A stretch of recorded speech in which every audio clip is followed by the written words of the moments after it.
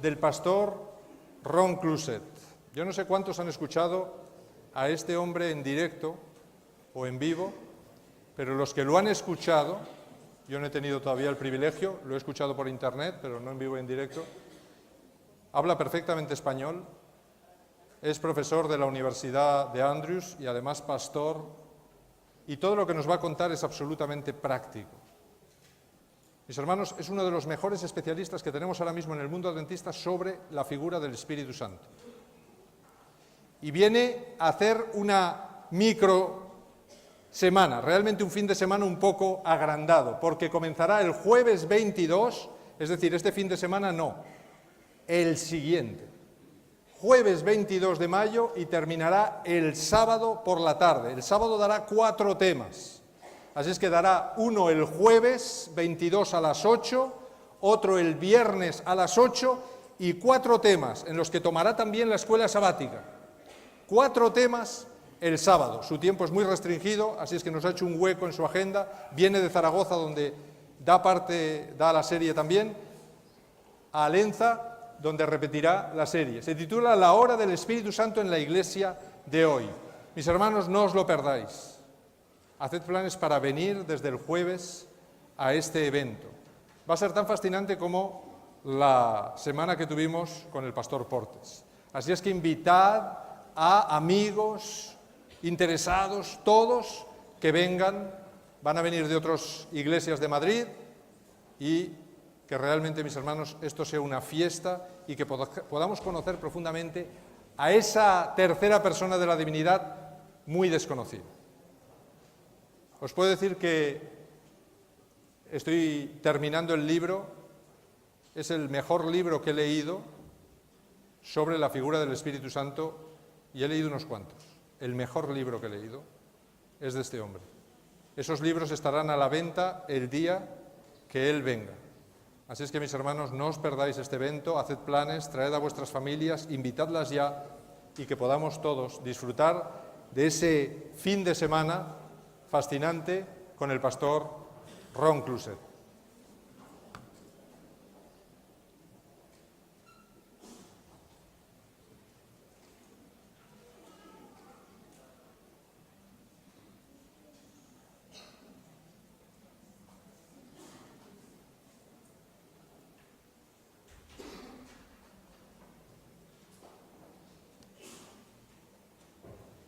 Y para compartir con vosotros en esta mañana, vamos a seguir con la serie Creciendo en la Fe, que está analizando, ya habéis visto, puntos importantes de nuestra doctrina. No toda, porque sería demasiado extenso, pero sí puntos importantes. Hemos visto cómo se formó la Biblia en algunos temas, con el pastor Moreno también. Hemos visto Dios, la Trinidad, el Espíritu Santo. Hemos visto también cómo orar, qué problemas puede haber en nuestra oración. Hemos visto el gran conflicto en el cielo, cómo se originó este problema que tenemos con el mal. Y luego, el último tema que vimos fue cómo entró el mal en nuestro mundo, es decir, el conflicto en el Edén. Este fue el último tema que toqué con vosotros. Mis hermanos, una vez que Adán y Eva fueron expulsados del Edén, comenzó una lucha sin tregua contra el mal. Y Dios planeó un proyecto fascinante para que el hombre pudiera vencer al mal. Es todo el proyecto de la salvación. Pero sabéis, Dios se dio cuenta que solos no podemos vencer. Necesitamos estar unidos a otras personas. No solo unidos a Él permanentemente y estar llenos del Espíritu Santo, sino que necesitamos estar unidos a otros que luchan con nosotros en la misma dirección. Porque, ¿sabéis? El pueblo de Dios va a contracorriente en este mundo. Y es más fácil luchar con alguien que te da la mano, que te abraza y te dice, ánimo, que yo también he pasado por eso y Dios me ayudó. Y me ayudó de esta manera. Y cuando alguien me conforta, entonces yo cobro ánimo y digo, pues si a él le ayudó, a mí también me va a ayudar. Y para eso el Señor pensó en la iglesia. En un lugar donde su pueblo pudiera ser uno. Un pueblo que tiene la misma meta, la misma fe, el mismo proyecto. Ese pueblo tiene que estar unido. Así es que, mis hermanos, Dios pensó en la Iglesia. Y haremos una serie de temas sobre la Iglesia, su función, cuál es la verdadera Iglesia, qué papel juego yo en la Iglesia. Hoy me gustaría mostraros qué es lo que nos dice la Biblia sobre la Iglesia. ¿Cómo define el apóstol Pablo a la Iglesia? Está en Efesios capítulo 2, versículos 19 al 22. Él dice: por eso ya no sois extranjeros ni forasteros, sino conciudadanos de los santos, miembros de la familia de Dios, edificados sobre el fundamento de los apóstoles y profetas, siendo la principal piedra del ángulo Jesucristo mismo. En él todo el edificio bien coordinado va creciendo para ser un templo santo en el Señor, en quien vosotros también sois juntamente edificados para morada de Dios en el Espíritu. La pregunta que nos tenemos que hacer es: ¿la Iglesia es un edificio o un conjunto de personas? Porque a veces confundimos un poquito qué es la Iglesia. Pensamos que la Iglesia es venir a este lugar, estar aquí juntos. Voy a la Iglesia, decimos, voy a la Iglesia. Y nos olvidamos que la Iglesia realmente no es un edificio. La Iglesia son las personas. La Iglesia somos tú y yo. Jesús dijo que donde estuvieran 2 o 3 reunidos en su nombre, no importa dónde, ahí estoy yo. Así es que 2 o 3 reunidos son la Iglesia. Luego, la Iglesia no es el edificio. A veces hacemos planes para embellecer el edificio, para que todo esté bien, para que todo esté cómodo, la pintura, y ahí dedicamos horas. Y muy pocas horas a veces para hablar de nosotros, del proyecto, de qué queremos, de qué papel juego yo en la Iglesia, qué espera Dios que yo haga en medio de este pueblo. Así es que, mis hermanos, partiremos de esa base, de que la Iglesia no es el edificio. La Iglesia es un conjunto de personas. ¿Y qué características tiene ese conjunto de personas? Según Pablo, la Iglesia es un conjunto de personas que son todos conciudadanos de los santos. Así es que somos conciudadanos de los que viven en el cielo. Pero además somos miembros de la familia de Dios, porque en el momento que yo acepto a Cristo, el Dios del universo se convierte en mi Padre.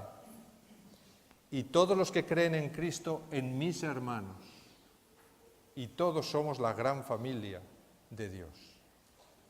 ¿Y una familia para qué se ha hecho? Para estar unidos, para estar juntos, para apoyarse. Esto es lo que vamos a ver en esta mañana.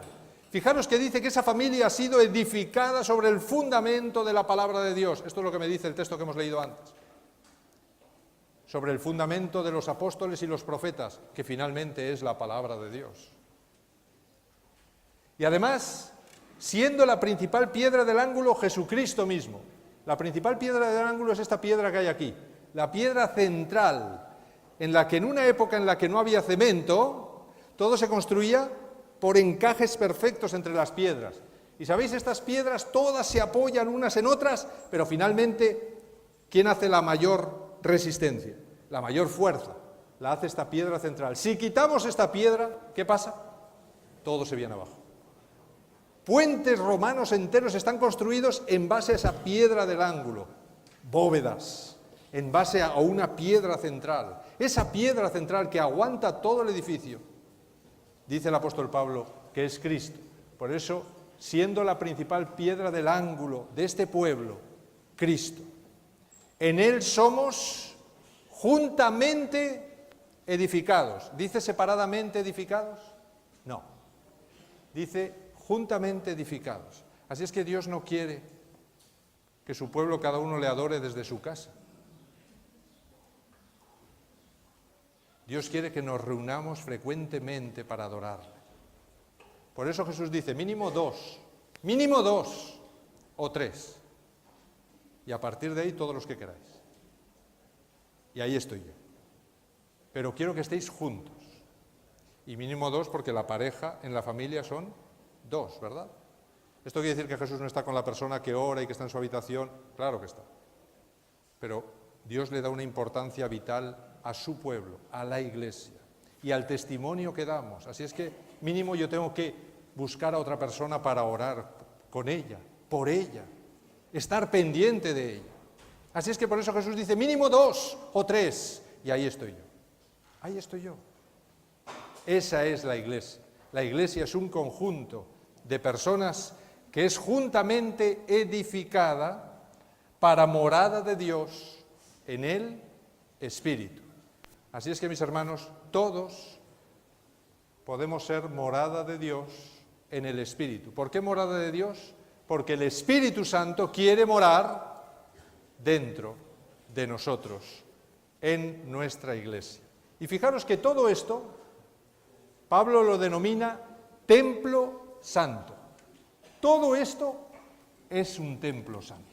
Así es que el templo santo no es el edificio. Esto no es ni siquiera un templo. Sería algo parecido a una sinagoga, pero ni siquiera el templo, aunque le damos ese nombre. Realmente el templo eres tú. Porque todos somos templo del Espíritu Santo. Y el conjunto de templos forman el gran templo que Dios quiere, en el que Dios quiere morar. Así es que, ¿cómo debemos edificar este templo santo? Primera de Corintios, capítulo 3, versículos 10 al 11, dice, cada uno mire cómo sobreedifica. Nadie puede poner otro fundamento que el que está puesto, el cual es Jesucristo. Así es que Jesucristo es la piedra del ángulo que está arriba de todo el edificio, pero también es el fundamento sobre el que se asienta nuestra vida, se asienta nuestra fe, se asienta el plan de salvación, se asienta todo lo que es la Iglesia. Y él dice que cada uno mire cómo sobreedifica, porque está claro que yo vendré a entrar como un ladrillo dentro de ese edificio que se está construyendo. ¿Cuándo terminará la construcción del edificio? ¿Cuándo terminará? Cuando Cristo venga, cuando diga, consumado es. Ahí se habrá terminado la edificación del edificio. Mientras tanto, seguimos siendo piedras vivas, llamadas a una función dentro de ese edificio, que es la Iglesia, que no es este edificio, que somos todos nosotros. Así es que, ¿cómo nos relacionamos ladrillo con ladrillo? No me gusta el que tengo debajo, o el que tengo al lado, o el que tengo arriba, y estoy ahí. O estoy acoplándome diciendo, bueno, el Señor me ha llamado a ser un ladrillo aquí, en la tercera fila, quinto por la derecha, y cumplo la función de sostener a tantos por encima. Bueno, esto es a lo que Dios me ha llamado. O estoy ahí buscando hacer hueco y este no me gusta y aquel. Dice, cada uno mire cómo sobreedifica. Es decir, cómo está manteniendo su unidad con el resto de ladrillos que hay en ese edificio. Primera de Pedro, capítulo 2, versículo 5, dice, vosotros también, como piedras vivas, sed edificados como esa casa espiritual y sacerdocio santo, para ofrecer sacrificios espirituales aceptables a Dios por medio de Jesucristo. ¿Cómo debemos edificar ese templo santo? ¿Qué quiere decir? ¿Qué significa todo esto que está diciéndome aquí, en la práctica? Pues mis hermanos, vamos a ver en esta mañana cómo actuaron los constructores del primer templo santo del Antiguo Testamento. ¿Cómo actuaron?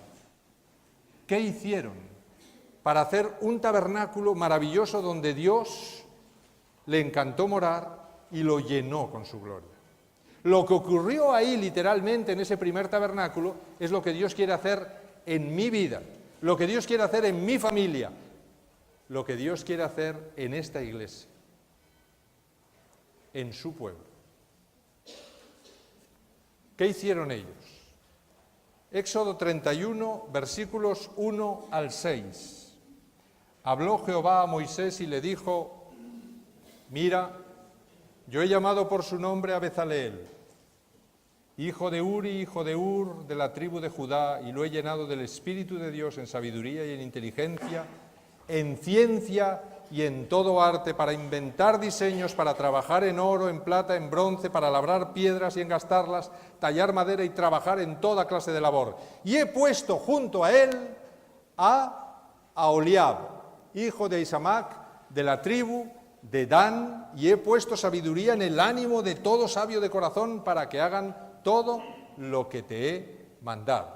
Podemos dividir este texto en tres grandes bloques. Realmente tiene o me habla de tres grandes partes.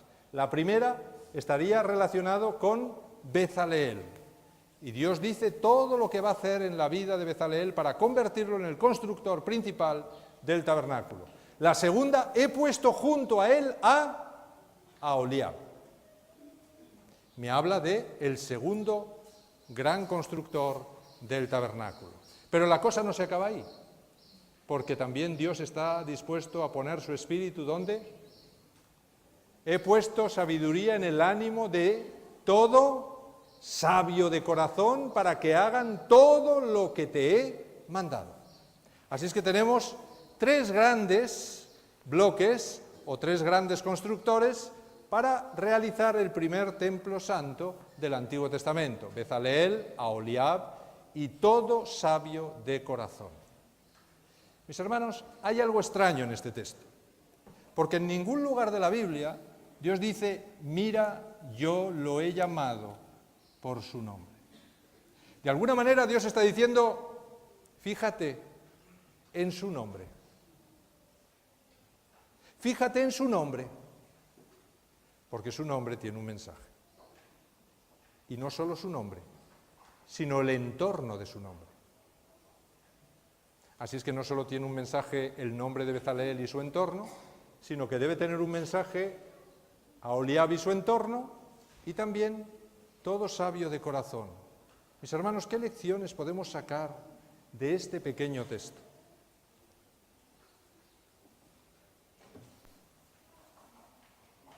¿Qué nos quiere mostrar el Señor al señalarnos los nombres de estos artífices del tabernáculo?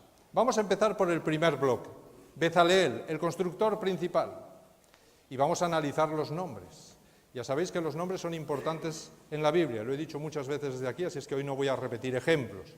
Los hombres de Dios, cuando conocían y entraban en una experiencia con Dios, sus nombres eran cambiados, y los nombres indicaban cuál era su carácter, antes o después.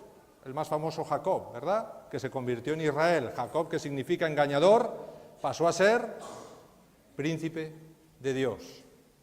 Abraham, Sara, Dios cambió sus nombres cuando entraron en una experiencia personal con Él. Así es que el nombre de las personas en la antigüedad indicaba su carácter, su misión, cosas importantes que todos los demás tenían en cuenta. ¿Qué significa Bezaleel?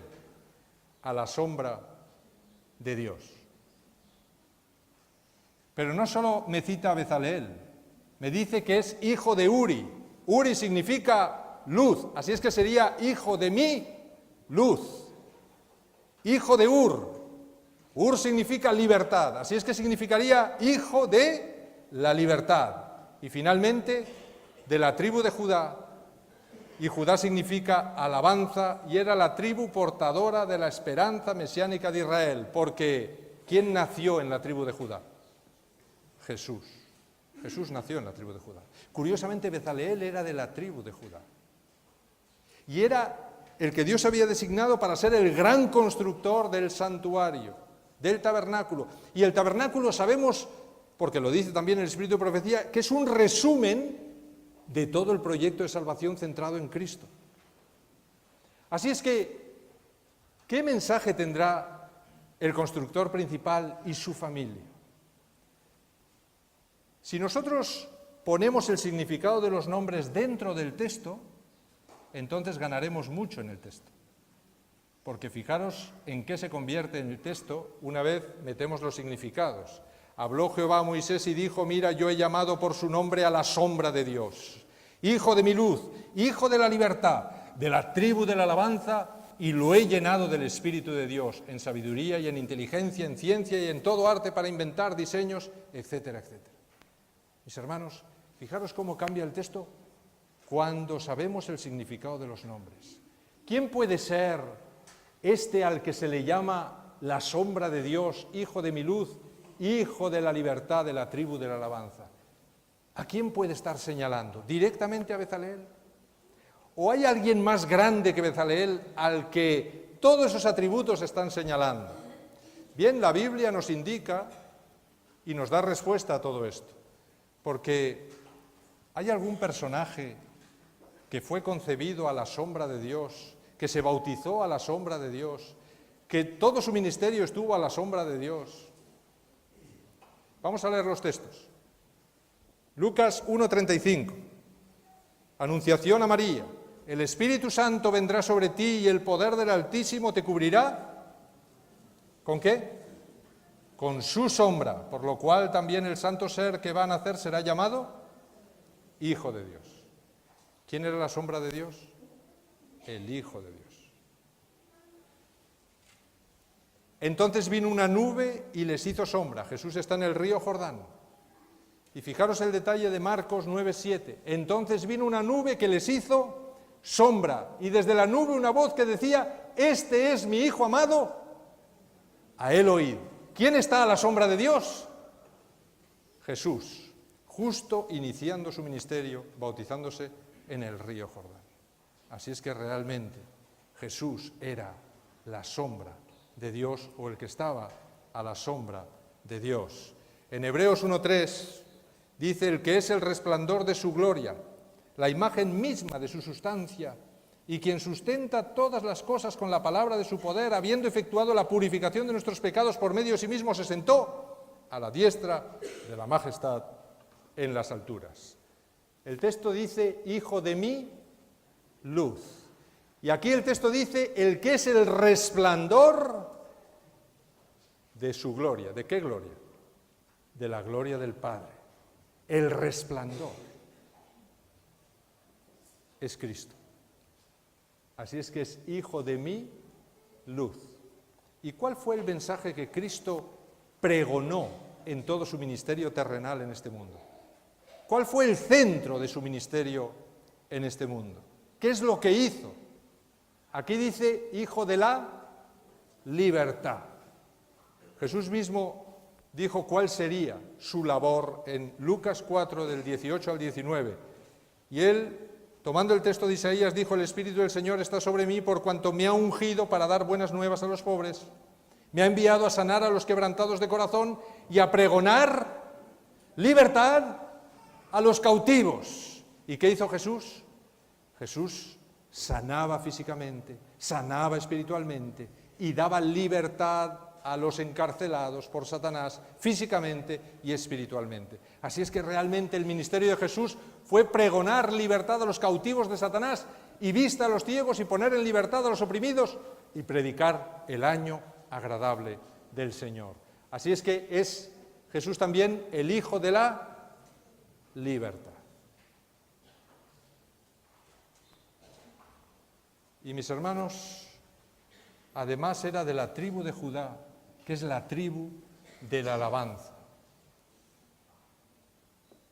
¿Se dice en algún sitio que a Jesús le alaba el universo entero? Jesús es el león de la tribu de Judá que ha vencido. El único ser humano de las 12 tribus que realmente fue perfecto y santo como Dios quería que el ser humano fuese. El único que venció, el único que realizó perfectamente la misión, el único que no tuvo pecado de ningún tipo, fue Jesús, el león de la tribu de Judá, que ha vencido ¿a quién? A Satanás, que ha vencido al pecado. Él es el único. Por eso Apocalipsis 5, 12, 13 dice: y decían a gran voz: el Cordero que fue inmolado es digno de tomar el poder, las riquezas, la sabiduría, la fortaleza, la honra, la gloria y de recibir la alabanza. A todo lo creado que está en el cielo, sobre la tierra, debajo de la tierra y en el mar, y a todas las cosas que hay en ellos, oí decir al que está sentado en el trono y al Cordero, sea la alabanza, la honra, la gloria y el poder por los siglos de los siglos. Solo a Jesús se le dio la alabanza por su victoria sobre el mal en la cruz. Fijaros que Judá era la primera tribu en el orden de marcha. Cuando el pueblo de Israel se ponía en marcha, la que iba a la cabeza, la que dirigía, guiaba, era la nube, pero quien marcaba la pauta era la tribu de Judá. Así es que era la tribu líder de las 12 tribus. ¿Qué me indica esto? Jesús nació en la tribu de Judá. ¿Qué me indica? Nos indica el liderazgo de Jesús, el que tiene que tener en mi vida. Yo tengo que seguir a Jesús. La Iglesia tiene que seguir a Jesús. Tiene que mantenerse permanentemente en sus huellas y en sus pisadas. Si desviamos un momento la vista de Jesús, caeremos en el pecado, estaremos perdidos. Así es que esta tribu marcaba que Jesús también sería el líder de su pueblo. Pero Dios también llamó, junto con Bezaleel, ¿a quién llamó? A Aholiab. ¿Y de qué tribu era? De la tribu de Dan. Curiosamente, Dan era la última tribu en el orden de marcha, la que iba allí en la cola, al final de todo. ¿Qué quiere decir que Dios llamara al constructor principal de la tribu de Judá y al ayudante del último de la fila? ¿Qué quiere decir esto? Que Dios cuenta con todos. Dios cuenta con todos, porque entre el primero y el último, en medio, todos los que su corazón les diga que tienen que ayudar, ahí está Dios esperándoles. Dios cuenta con todos.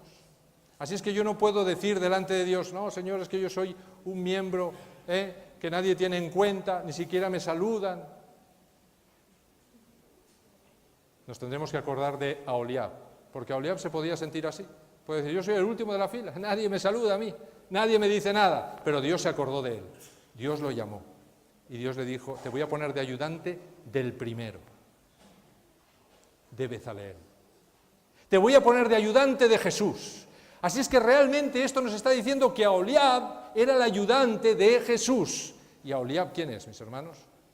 Aholiab soy yo. Aholiab eres tú. Aholiab es cualquiera que se considere el último. ¿Qué dijo Jesús sobre los últimos? Que los últimos serían los primeros. Los últimos serán los primeros. Dios cuenta contigo. Dios cuenta con todos. Así es que Dios tiene vasos escogidos donde quiera que Él desee. He puesto junto a Él, dice el texto de Éxodo 31, 1 al 6, a Aholiab. ¿Qué significa Aholiab? Tabernáculo o tienda de mi Padre. Así es que he puesto junto a Bezaleel al tabernáculo o la tienda de mi Padre, hijo de Ahisamac. Ahisamac significa mi hermano es un apoyo. De la tribu de Dan, que significa justicia o juicio. Y todo esto, en esta segunda parte, ¿qué me está diciendo? Si ya sé que todo lo que tiene que ver con el primer constructor representa a Cristo, todo lo que tiene que ver con Aholiab, ¿a quién representa? ¿Quién fue el perfecto tabernáculo del Padre en este mundo? ¿Quién fue el perfecto tabernáculo del Padre? ¿Quién? Cristo. Fue el perfecto tabernáculo del Padre. Juan 1,14. Y el Verbo se hizo carne y habitó, literalmente dice, y tabernaculeó, o tabernaculó. Significa que plantó su tienda entre nosotros, lleno de gracia y de verdad, y vimos su gloria como gloria del unigénito del Padre. Así es que, ¿quién era el perfecto tabernáculo del Padre plantado en este mundo? Cristo. Cristo. Él mismo dijo en Juan 2,19, destruid este templo y en 3 días yo lo levantaré. ¿De quién está hablando? De Él mismo. Está hablando de Él mismo. Así es que, ¿quién era el perfecto templo? Jesús. El perfecto ser humano, el perfecto templo. ¿Dónde estaba todo el Espíritu de Dios? Dentro de Él. Y Él dio testimonio a los hombres. Pero mis hermanos, entonces, ¿cómo yo puedo llegar a ser un perfecto templo de Dios? El apóstol Pablo me lo dice en Efesios 2, 19 al 22. Pablo dice que en Cristo, en Cristo, vosotros también sois juntamente edificados para morada de Dios en el Espíritu. Así es que Cristo es el perfecto tabernáculo de Dios. Pero cuando yo entro en Cristo, ¿en qué me convierto? Yo también entonces me convierto en un perfecto tabernáculo donde el Espíritu Santo quiere morar. Pero esto siempre que esté juntamente edificado. No separado, sino juntamente edificado para morada de Dios en el Espíritu. Luego en Cristo, mis hermanos, cada uno de nosotros es un tabernáculo donde Dios mora a través del Espíritu Santo. En 1 Corintios 6, 19 aclara que nuestros cuerpos son templo del Espíritu Santo y ratifica que esto es así. Por lo tanto, cada uno de nosotros es una tienda donde nuestro Padre Celestial quiere morar y lo hace a través del Espíritu Santo. Pero no olvidemos, juntos. Todos juntos construimos esa morada. Todos juntos realmente hacemos ese templo. Fijaros que en el texto que hemos leído, Aholiab permanece junto ¿a quién? A Bezaleel. Dice el texto, he puesto junto a ti a Aholiab. Así es que el secreto es permanecer junto a Bezaleel, igual que nosotros debemos permanecer juntos y junto a Cristo.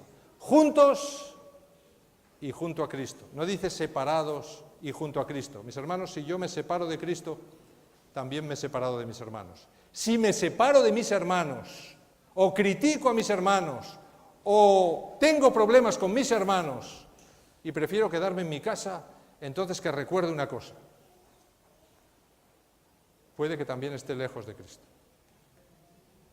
Si mis hermanos me señalan y se separan de mí, esos hermanos tienen un problema con Cristo. No están junto a Cristo. Así es que, claramente, los constructores del primer templo me dicen que debemos permanecer juntos y junto a Cristo en buena armonía, respetándonos los unos a los otros. Fijaros lo que dice Elena de White en Dios nos cuida, página 294. Todos necesitamos la ayuda que podemos recibir de otros. Dios obrará en otras mentes además de las nuestras. Los diversos dones entregados a diferentes individuos deben combinarse para perfeccionar a los santos para la obra del ministerio, para la edificación del cuerpo de Cristo. Lo dice claramente. Siempre habrá obstáculos delante de nosotros, pero hemos de seguir a nuestro líder, enfrentar nuestras dificultades en forma unida, tomados de la mano. Hay un solo camino al cielo, debemos caminar en las huellas de Jesús haciendo sus obras de la misma forma que Él hizo las obras de su Padre. Por eso el texto de Éxodo sigue diciendo, he puesto junto a él a Aholiab, tabernáculo tienda de mi padre, hijo de Ahisamac, que significa ¿qué? Mi hermano es un apoyo. Mi hermano es un apoyo. Mi hermano no es el enemigo, es un apoyo. Porque mis hermanos, cuando estoy triste, cuando tengo problemas, qué bueno es poder acudir a un anciano, qué bueno es poder acudir a un hermano de confianza, qué bueno es poder acudir a alguien para decirle, orad por mí. Qué bueno es poder acudir a la iglesia y ahí escuchar palabras de aliento. Qué penoso es llegar a la iglesia y que me señalen con el dedo, o que no me saluden, o que no me den palabras de aliento. Así es que mi hermano es un apoyo para mí, pero yo tengo que ser un apoyo para mi hermano. Y si no es así, recordad, no estoy junto a Cristo.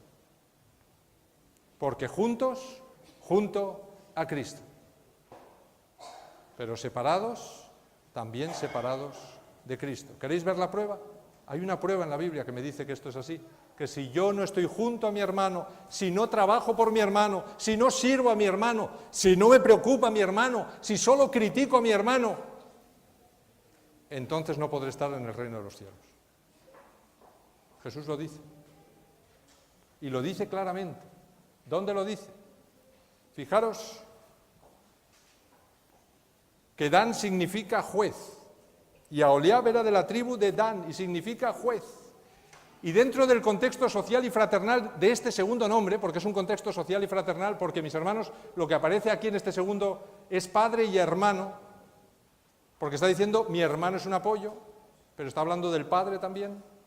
Recordemos cómo Cristo juzgará la relación que mantenemos con nuestro prójimo. Y está bien claro y bien detallado en una parábola que él contó.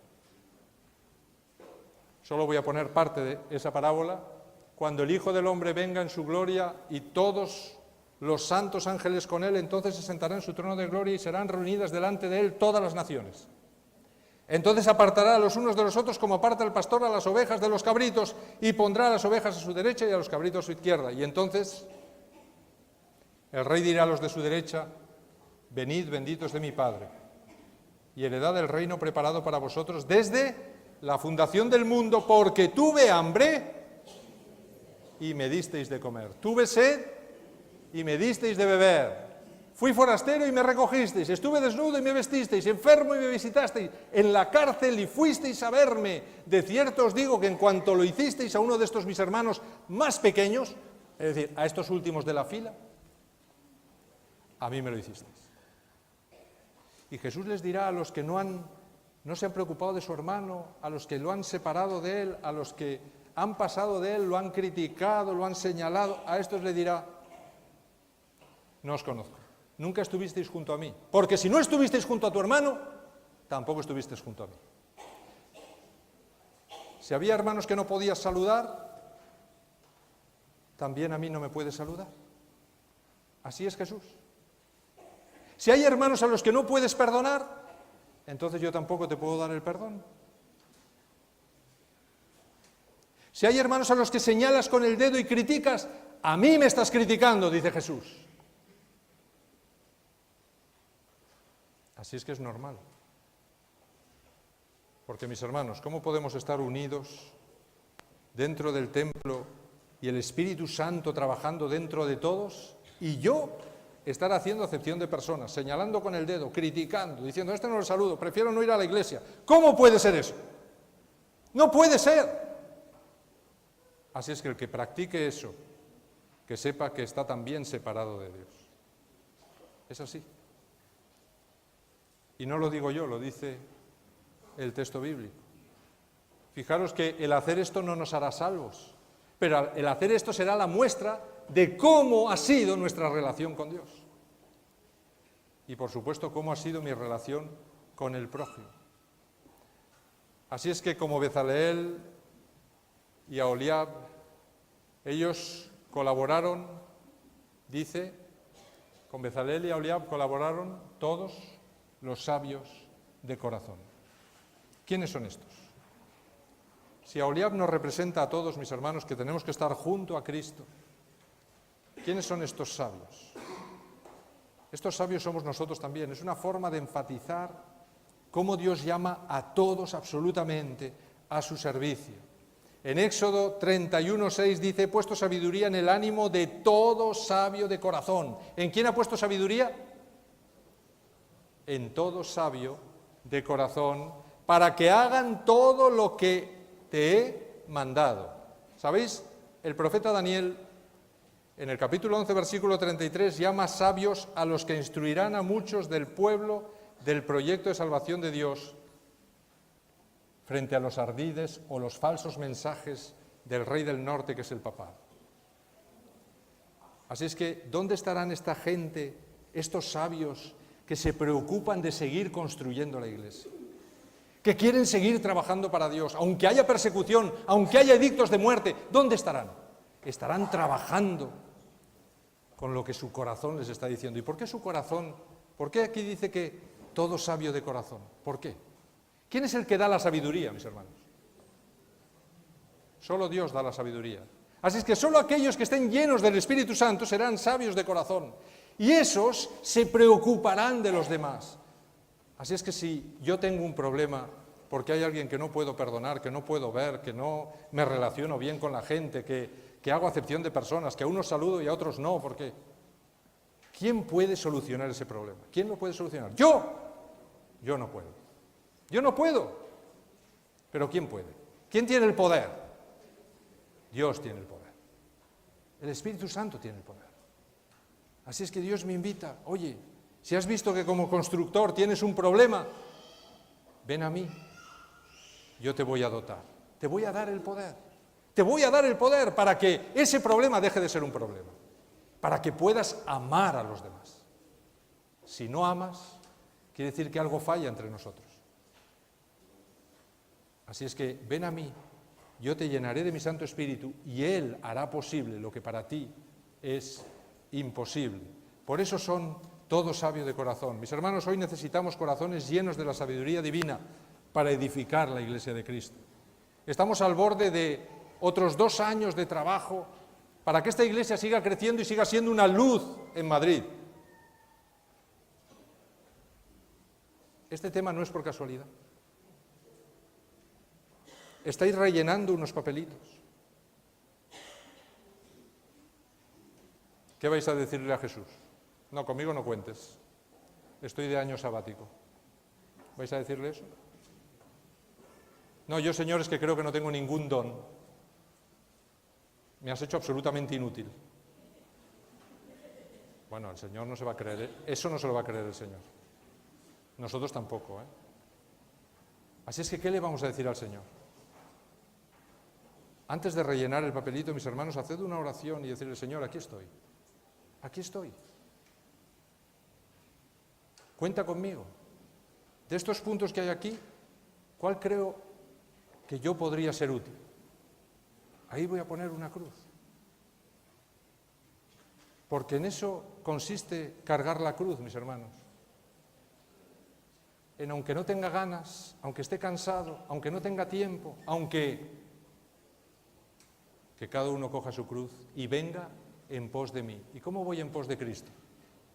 Sentándome y diciéndome, bueno, a mí que me laven los pies, a mí que me sirvan, a mí que me hable el pastor buenos temas, pero yo no hago nada. No, cargar la cruz significa servir a otros, con los dones que el Señor me haya llamado y me haya dado. Así es que, mis hermanos, cuidado con el papelito que tenéis en las manos, porque os estáis comprometiendo con Dios o directamente le estáis diciendo a Dios, mira, conmigo no cuentes. No me lo estáis diciendo a mí ni a la Iglesia, se lo estáis diciendo directamente al Señor. Hoy necesitamos corazones llenos de sabiduría divina para edificar la Iglesia de Cristo, porque los corazones fríos siempre encontrarán una excusa débil para su ociosidad, pero los corazones ardiendo del amor de Jesús encontrarán siempre mucho trabajo que hacer por Él. Y si tengo un corazón frío o tibio, entonces tengo que caer de rodillas y decirle, Señor, ayúdame, muéstrame el don, lléname de tu Santo Espíritu, dame las ganas de trabajar por ti, que no tengo. Ayúdame a amar a los demás, como tú nos amaste. Tengo que hacer esto, urgentemente, porque si no, rápidamente acabaré sirviendo al enemigo. Debemos crecer individualmente en nuestra relación con Cristo y juntos edificar la Iglesia de Cristo. Pablo describe nuestra responsabilidad individual en el crecimiento de la Iglesia, cuando dice en 1 Corintios 3, del 7 al 13, porque nosotros somos, ¿qué somos? Colaboradores de Dios, ahí está. Junto a Bezaleel, ahí está Oliab, ahí están todos los sabios de corazón, colaboradores de Dios. Vosotros sois labranza de Dios, edificio de Dios, conforme a la gracia de Dios que me ha sido dada. Yo, como perito arquitecto, puse el fundamento y otro edifica encima, pero cada uno mire cómo sobreedifica. Nadie puede poner otro fundamento que el que está puesto, el cual es Jesucristo. Y si alguien edifica sobre este fundamento con oro, plata, piedras preciosas, con madera, heno y hojarasca. Esto de aquí, mis hermanos, Pablo está hablando de idolatría. Así es que está diciendo, cuidado como cada uno edifica. Porque si yo edifico con madera, heno, hojarasca, estoy separado de Cristo. Estoy metiendo cizaña en la iglesia. Así es que cuidado como cada uno colabora o sobreedifica en esta iglesia. La obra de cada uno se hará manifiesto porque el día la pondrá al descubierto. ¿Qué día? ¿Qué día? El día de la segunda venida. Porque ese día será como fuego y será revelada entonces la obra de cada uno, sea la que sea, el fuego la probará. Quizá aquí podamos engañarnos los unos a los otros, pero ese día a Dios no lo engañaremos. Ese día Él sabrá bien quién está a su derecha y quién está a su izquierda. Quién realmente ha servido con todo su corazón a sus hermanos y quién ha escabullido el bulto. Así es que el fuego probará la obra de cada uno. ¿Cómo debe ser ese crecimiento? Primera de Pedro 2, del 1 al 5, dice: desechad pues toda malicia, todo engaño, hipocresía, envidias, maledicencias, y desead como niños recién nacidos la leche espiritual no adulterada, para que por ella crezcáis para salvación, ya que habéis gustado la bondad del Señor, acercándoos a Él. ¿Qué dice? Acercándonos, ¿a quién? A Él. Este es el secreto. Si estoy lejos de Él, también estaré lejos de mis hermanos. Si me acerco a Cristo, sin duda rápidamente estaré cerca de mis hermanos.